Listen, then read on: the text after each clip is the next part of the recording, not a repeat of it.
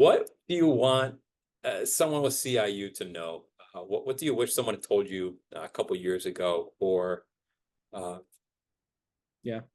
Yeah. I think the one thing that I would love to hear part of all these group chats and uh, all these little small communities that there is some hope, right? I think these stories are horrible.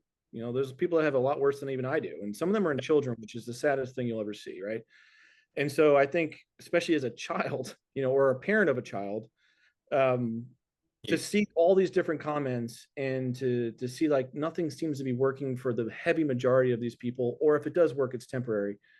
I think I want that to be turned. There is a way, right? You got to be willing to kind of both sides. I think both sides have to commit to one another to say, let's get through this. So, and if we could do that and then kind of eliminate the mental state of hopelessness and start really kind of gearing and focusing that there is a way around this. Everyone's different. Not everyone's going to have the same diagnosis. Not everyone's going to have thallium, right? There's going to be different correct, reasons.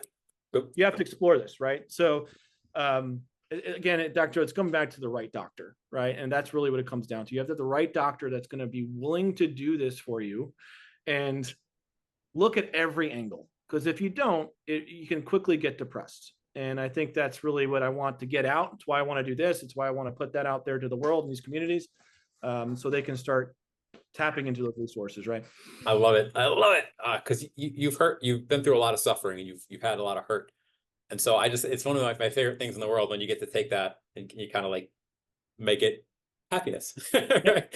Make it Yes, a yes, little bit better for someone else. Make that horribleness, sure. put it to good use. We are going to learn a lot more about CIU.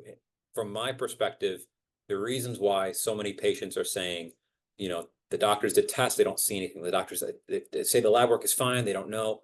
When doctors are saying that, it's usually environmental. These are environmental illnesses, and until, in my mind, until proven otherwise. So Mm, mold and heavy metals, number one. Number two, I think it's less likely that it's an infectious problem.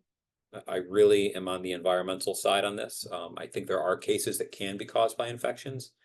And the fix to this is not just slamming detoxification, it's rebuilding the body. And I think having a full bodied approach. Yes, you're fixing the gut. Yes, you're making sure diet's appropriate. Yes, you're making sure stress and sleep are all good. You're not missing any of those pieces. You're finding out what that patient needs and then moving to gentle detoxification, making sure you remove the sources of the upside if there's mold in the environment. So those are the things I would like people to start thinking in that way, people and doctors too.